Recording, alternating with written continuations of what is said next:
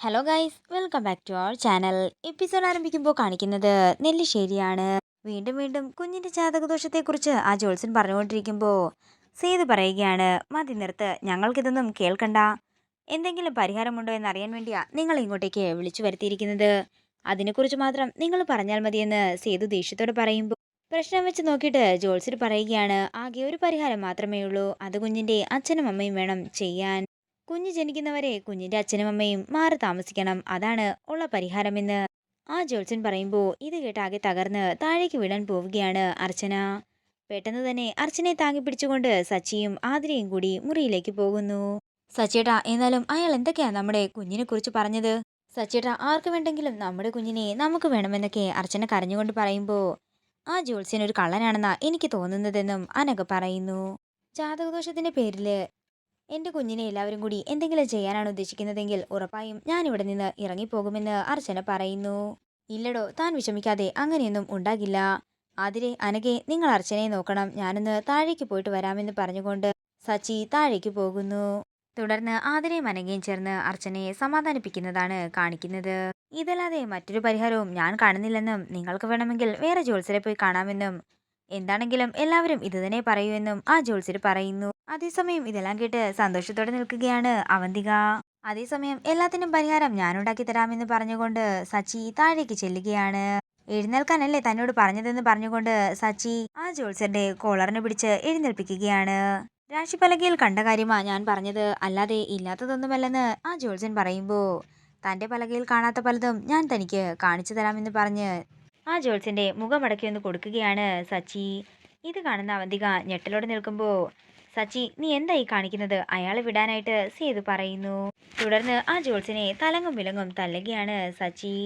ഞാൻ പറഞ്ഞത് സത്യമാ, കള്ളമൊന്നുമല്ലെന്ന് ജോത്സ്യൻ പറയുമ്പോൾ സച്ചി വീണ്ടും ഒന്നുകൂടി കൊടുത്തിട്ട് ജോത്സ്യനോട് പറയുകയാണ്, ആരാടോ തനിക്ക് കാശ് തന്നത് എന്റെ കുഞ്ഞിന് ജാതകദോഷമുണ്ടെന്ന് പറയാനായിട്ട്? മര്യാദയ്ക്ക് സത്യം പറയാൻ പറഞ്ഞുകൊണ്ട് തലങ്ങും വിലങ്ങും ജോത്സ്യനെ തല്ലുന്ന സച്ചിയെയാണ് കാണിക്കുന്നത്. ജനിക്കാത്ത കുഞ്ഞിന് എവിടെ നാടോ ജാതകം, താനെന്റെ കുടുംബം കലക്കാനായിട്ട് ഇറങ്ങിയിരിക്കുകയാണല്ലേ എന്ന് പറഞ്ഞുകൊണ്ട് സച്ചി വീണ്ടും തല്ലുമ്പോ ഇവനെ വെറുതെ വിടരുതെന്നും ഇപ്പൊ തന്നെ പോലീസിനെ ഏൽപ്പിക്കണമെന്നും സന്ദീപും പറയുന്നു. തുടർന്ന് ആ ജോത്സ്യൻ സത്യം പറയുമോ എന്നുള്ള ഭയത്തില് അവന്തിക സേതുവിനോട് പറയുകയാണ്, അച്ഛൻ എന്താ ഇങ്ങനെ നോക്കിക്കൊണ്ട് നിൽക്കുന്നത്? ഇനി ഇയാളെ കൊന്ന കുറ്റത്തിനാകും ജയിലിൽ പോകേണ്ടത്. ഇത് കേൾക്കുന്ന സേതു സച്ചിയുടെ അടുത്തേക്ക് ചെല്ലുകയും സച്ചിയെ പിടിച്ചു മാറ്റി മുഖമടക്കി ഒന്ന് കൊടുക്കുകയും ചെയ്യുന്നു. ഭ്രാന്ത് കാണിക്കുന്നതിനൊക്കെ ഒരതിര് വേണമെന്ന് സേതു പറയുമ്പോൾ അയാൾ കള്ളനാണെന്നും വീട്ടിൽ കയറ്റാൻ കൊള്ളില്ലെന്നും സച്ചി പറയുകയാണ്.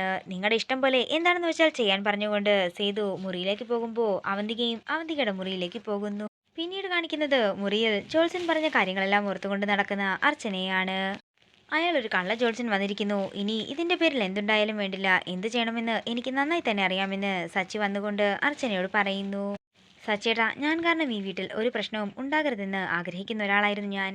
പക്ഷേ ഞാൻ കാരണമല്ലേ ഇന്ന് സച്ചിയേട്ടനെ അച്ഛൻ തല്ലിയത്? സച്ചിയേട്ടൻ അച്ഛന് നേരെ ശബ്ദമുയർത്തി സംസാരിക്കാനും കാരണം ഞാനും എന്റെ വയറ്റിൽ വളരുന്ന നമ്മുടെ കുഞ്ഞുമല്ലേ? സച്ചിയേട്ടൻ ഇനി ഒന്നും ചെയ്യണ്ട. എന്താണ് ചെയ്യേണ്ടതെന്ന് എനിക്ക് നന്നായി തന്നെ അറിയാം. 2-3 ദിവസമായിട്ട് ഇവിടെ ആരും മര്യാദയ്ക്ക് ആഹാരമൊന്നും കഴിച്ചിട്ടില്ല. ഒരു കാര്യം ചെയ്യാം, ഞാൻ തന്നെ അടുക്കളയിലേക്ക് കയറി എല്ലാവർക്കുമുള്ള ആഹാരം ഉണ്ടാക്കാം. കൊള്ളാം, തന്നെ എല്ലാവരും ഇത്രയേറെ ദ്രോഹിച്ചിട്ടും തനിക്ക് ആഹാരം ഉണ്ടാക്കാനാണോ ധൃതിയെന്ന് സച്ചി ചോദിക്കുമ്പോൾ അങ്ങനെയല്ലെന്നും ഇന്നത്തെ ദിവസത്തെ രാത്രി എനിക്ക് തന്നെ എല്ലാവർക്കും ആഹാരം വെച്ച് കൊടുക്കണമെന്ന് അർച്ചന പറയുന്നു. ഞാൻ ചില തീരുമാനങ്ങളൊക്കെ എടുത്തിട്ടുണ്ടെന്നും ആഹാരം കഴിച്ചു കഴിയുമ്പോൾ ഞാൻ എന്റെ തീരുമാനം എല്ലാവരോടും പറയാമെന്നും അർച്ചന പറയുന്നു. പിന്നീട് കാണിക്കുന്നത് അർച്ചന അടുക്കളയിലേക്ക് ചെല്ലുന്നതാണ്. രാത്രിക്കുള്ളതൊക്കെ നിങ്ങൾ തയ്യാറാക്കിയോ അർച്ചന ചോദിക്കുമ്പോൾ ഇല്ലെന്ന് അനഘയും സ്നേഹയും ആതിരയും പറയുന്നു.